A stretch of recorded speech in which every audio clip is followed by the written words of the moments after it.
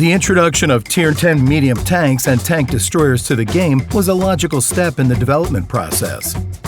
They changed the gameplay, provided players with more possibilities, and contributed to the diverse encounters on the battlefield. However, two vehicle types were still not represented at Tiers 9 and 10: light tanks and SPGs.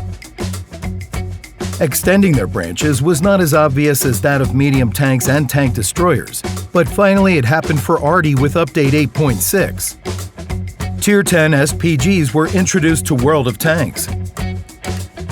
The GWE-100, the Batshat Artillery, the T-92, and the Object 261. These four horsemen were designed to ravage the battlefield and wreck enemies. And they did quite well. The main idea of SPGs remained the same. They still stood at a distance, and players would need to scramble to find cover from their fire. However, these already destructive aspects were supplemented with a most impressive one-shots of Tier 10 vehicles. A Tier 10 SPG could send you right back to the garage at practically any moment in battle.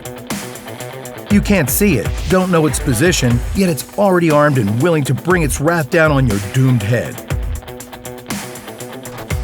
Despair coupled with frustration. That's what some players felt in their struggle against artillery. Meanwhile, for others, it was good old playing with one hand, eating with the other. To each their own, as they say. Nevertheless, artillery was still proving to be useful. Players would always have to be on the lookout for cover. They'd also be constantly changing positions and counting the time between arty shots. Back then, a mistake in any one of these aspects would be very costly.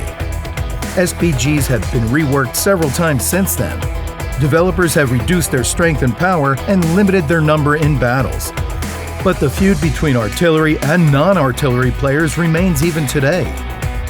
A battle with no SPGs is something to celebrate for some players. A battle on Himmelsdorf is a tragedy for others.